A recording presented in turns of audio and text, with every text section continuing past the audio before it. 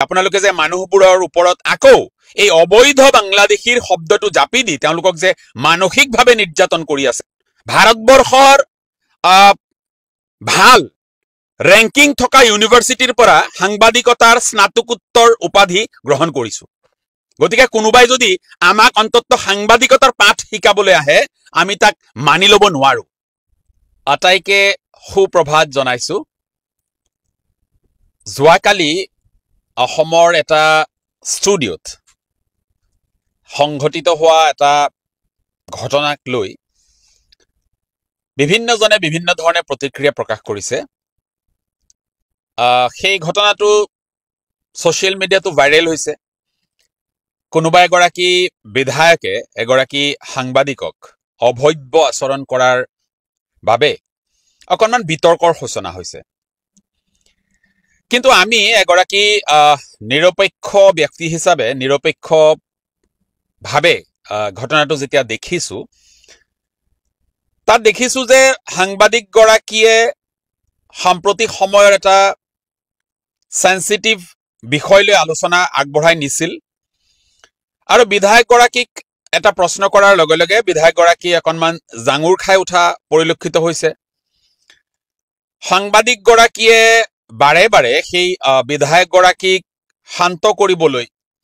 বা অকণমান পৰিস্থিতিটো চম্ভালিবলৈ যত্ন কৰাটো আমি দেখিবলৈ পাইছো কিন্তু নাছুৰ বান্দা এই বিধায়কগৰাকীয়ে চিঞৰ বাখৰ কৰি হুলস্থুল কৰি এটা অবাঞ্ছিত পৰিৱেশ সৃষ্টি কৰাৰ বাবে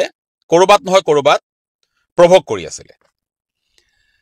কিন্তু পৰৱৰ্তী সময়ত আকৌ আন এটা দৃশ্য আমি দেখিছো যে য'ত হয়তো ধৈৰ্যচ্যুতি হৈ সাংবাদিকগৰাকীয়ে সেই বিধায়কগৰাকীক যেতিয়া গেট আউট ওলাই যাওক বা অসভ্য বুলি যেতিয়া ক'লে তেতিয়া সেই সাংবাদিকগৰাকীক উদ্দেশ্য কৰি সেই বিধায়কগৰাকীয়ে ননসেন্স চৰকাৰৰ এজেণ্ট ইত্যাদি ভাষাৰে তেওঁ আক্ৰমণ কৰা পৰিলক্ষিত হ'ল তো ঘটনাটো ইমানেই আমি দেখিলো যে কৰবাত নহয় কৰবাত সেই বিধায়কগৰাকী দোষী আৰু কৰবাত এই বিধায়কগৰাকীক পৰৱৰ্তী সময়ত এই অসাংবিধানিক শব্দ ব্যৱহাৰ কৰাৰ ক্ষেত্ৰত সাংবাদিকগৰাকীয়েও অকণমান সংযম ৰক্ষা কৰাটো প্ৰয়োজন আছিল সি যি কি নহওক আমি দেখিছো যে সাংবাদিকগৰাকীয়ে প্ৰতি মুহূৰ্ততে বা প্ৰথম অৱস্থাত গোটেই বিষয়টো অকণমান নৰ্মেলাইজ কৰিবৰ কাৰণে চেষ্টা কৰিছিল কিন্তু পৰৱৰ্তী সময়ত বিধায়কগৰাকীয়ে বৰ বেছি উত্তেজিত হোৱাৰ বাবে হয়তো পৰিস্থিতিটো তেনেকুৱা পৰ্যায় পালেগৈ কথাটো ইমানেই এতিয়া ৰাইজে বিচাৰ কৰিব বা ৰাইজে কি দৃষ্টিভংগীৰে গোটেই ঘটনাটো গ্ৰহণ কৰে সেয়া এটা লক্ষণীয় বিষয় হ'ব মই এগৰাকী সাংবাদিক হিচাপে বহুতে মোক প্ৰশ্ন কৰে আপুনি সাংবাদিক হয় মই এগৰাকী সাংবাদিকতাৰ স্নাতকোত্তৰ শিক্ষা গ্ৰহণ কৰা ব্যক্তি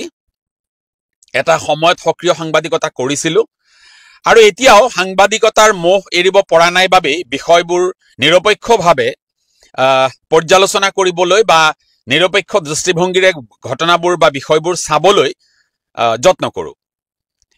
মই দেখিছো যে বৰ্তমান অসমত যিটো পৰিৱেশ বা পৰিস্থিতি চলি আছে এই গোটেই পৰিৱেশ পৰিস্থিতিটোত অসমৰ সাংবাদিকসকলে কৰবাত নহয় কৰবাত চৰকাৰে যি ধৰণে কথাবোৰ কৈছে সেই ধৰণে তেওঁলোকেও কথাবোৰ আওৰোৱাটো আমি দেখিবলৈ পাইছো এগৰাকী সাংবাদিক হিচাপে গণতন্ত্ৰৰ যি চতুৰ্থ স্তম্ভ তাৰ মৰ্যাদা ৰক্ষাৰ বাবে এগৰাকী সাংবাদিক নিৰপেক্ষ হোৱাটো জৰুৰী তেতিয়াহে গণতন্ত্ৰ ৰক্ষা হ'ব তেতিয়াহে গণতন্ত্ৰৰ যি মৰ্যাদা সেয়া অক্ষুণ্ণ থাকিব আমি দেখিছো যে উচ্ছেদক লৈ যি এক পৰিৱেশ অসমত সূচনা হৈছে সেই সময়ত অসমৰ অধিকাংশ সাংবাদিকে চৰকাৰে যি ধৰণে ক'বলৈ বিচাৰিছে যে উচ্ছেদিত মানুহবিলাক অবৈধ উচ্ছেদিত মানুহবিলাক বাংলাদেশী উচ্ছেদিত মানুহবিলাক ভাৰতীয় নাগৰিক নহয় এনে ধৰণৰ যি এক নাৰেটিভ চৰকাৰী ভাবে বা চৰকাৰ প্ৰশাসনে সমাজৰ মাজলৈ মেছেজটো দিব বিচাৰিছে একেধৰণে সাংবাদিকসকলেও নিৰপেক্ষ দৃষ্টিভংগী পৰিহাৰ কৰি ক্ষেত্ৰভিত্তিক কোনো পৰ্যালোচনা নকৰাকৈ বা অধ্যয়ন নকৰাকৈ তেওঁলোকেও চৰকাৰে যি কৈছে সেইটোকে তেওঁলোকে আওৰোৱাটো আমি দেখিবলৈ পাইছো আমি অসমৰ সাংবাদিকসকলক আহ্বান জনাম যে সাংবাদিকতাৰ চৰিত্ৰ আপোনালোকে বজাই ৰাখক এই যে মানুহবোৰক টাৰ্গেট কৰি এই যে উচ্ছেদিত মানুহবোৰৰ ক্ৰন্দন আপোনালোকে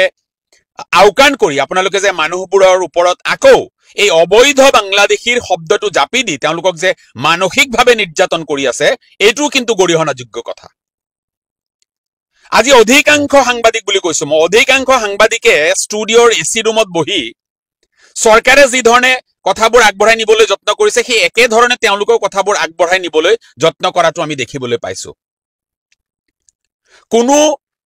এনেকুৱা এজন সৎ সাহসী সাংবাদিক আমি দেখিবলৈ পোৱা নাই যিয়ে এই ঘটনাসমূহৰ ক্ষেত্ৰভিত্তিক পৰ্যালোচনা কৰিছে বা এই ঘটনাসমূহক নিৰপেক্ষ দৃষ্টিভংগীৰে চাবলৈ যত্ন কৰিছে বা এই গোটেই ঘটনাক্ৰমটোক তেওঁলোকে অধ্যয়ন কৰি আসল সত্যটো ৰাইজৰ আগত তুলি ধৰিবলৈ চেষ্টা কৰাটো আমি কিন্তু কোনো এজন সাংবাদিকক দেখিবলৈ পোৱা নাই ইও দুৰ্ভাগ্যজনক কথা এটা আজি যেতিয়া চৰকাৰে কৈছে এই মানুহবিলাক অবৈধ বাংলাদেশী তেতিয়া আমি দেখিছো একাংশ অকালপক্ষ সাংবাদিক একাংশ অনভিজ্ঞ সাংবাদিক একাংশ শিক্ষা দীক্ষাৰে পুষ্ট নোহোৱা সাংবাদিকে ষ্টুডিঅ'ত বহি ডিঙিৰ শিৰ ফুলাই চিঞৰিছে যে এইসমূহ অবৈধ বাংলাদেশী এই যে অবৈধ বাংলাদেশীৰ ভোটটো এইটো সংগঠনবোৰকো খেদি ফুৰিছে চৰকাৰকো খেদি ফুৰিছে বিৰোধীকো খেদি ফুৰিছে এতিয়া দেখিছো এই অবৈধ বাংলাদেশী শব্দটোৰ ভূত এতিয়া এই সাংবাদিক কিছুমানৰ গাত উলম্বিছে যাৰ বাবে তেওঁলোকে আস্ফালন কৰি কৈছে যে এইবোৰ অবৈধ বাংলাদেশী এই যে অবৈধ বাংলাদেশী শব্দটো এইটো এটা অবৈধ শব্দ অবৈধ বাংলাদেশী শব্দটো বিগত ৪২টা বছৰ ধৰি এই অসমত চলি আছে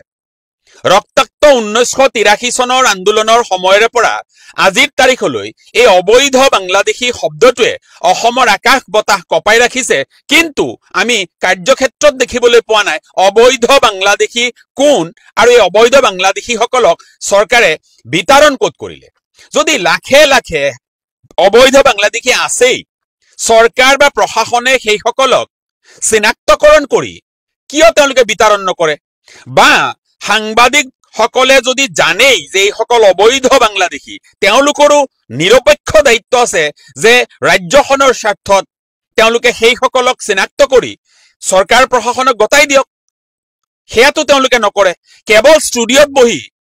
এই দুখীয়া মানুহখিনিৰ গৰাখহনীয়াত আক্ৰান্ত মানুহখিনিৰ ঘৰসমূহ দেখুৱাই এই অবৈধ বাংলাদেশীৰ অবাধ বিচৰণ ভূমি বুলি যি ভাষা তেওঁলোকে ব্যৱহাৰ কৰে এই ভাষাৰ আমি বিৰোধিতা কৰো এনে ধৰণৰ ভাষা ব্যৱহাৰ কৰি এটা বিশেষ জাতিৰ বা বিশেষ ধৰ্মৰ মানুহক এই যে অপমান এই যে লাঞ্ছনা কৰি থকা হৈছে এই কথা জানো সাংবাদিক এজনৰ মুখত শোভা পায় মই অসমৰ সাংবাদিক বন্ধুসকলক আহ্বান জনাম অকণমান ক্ষেত্ৰভিত্তিক পৰ্যালোচনা কৰিবলৈ যত্ন কৰক অকণমান বিষয়সমূহৰ ওপৰত অধ্যয়ন কৰিবলৈ যত্ন কৰক অকণমান ইতিহাসৰ অধ্যয়ন কৰিবলৈ যত্ন কৰক আমি সহযোগ কৰিম আপোনালোকক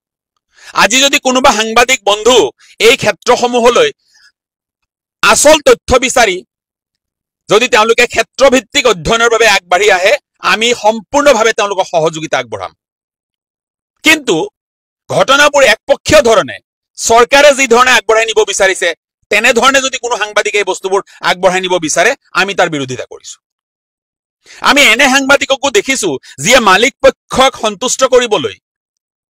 এই সংবাদ গোষ্ঠীৰ মালিকক সন্তুষ্ট কৰিবলৈ তেওঁলোকে মালিকৰ দৃষ্টিত এজন ভাল কৰ্মচাৰী হিচাপে নিজকে প্ৰতিষ্ঠিত কৰিবলৈ ষ্টুডিঅ'ত মানুহ মাতি নি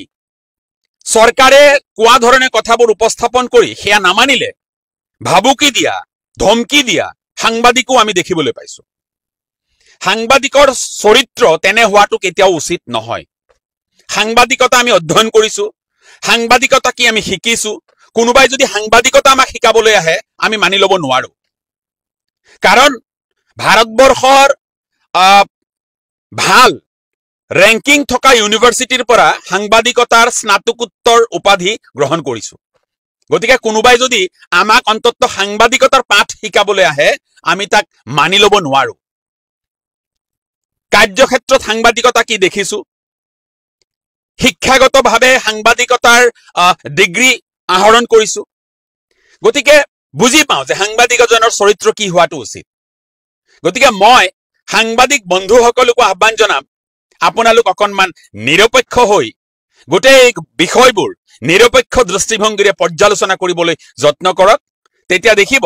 ই অসমৰ বাবে এটা ভাল কথা হ'ব আৰু অসম উন্নতিৰ পথত আগুৱাব।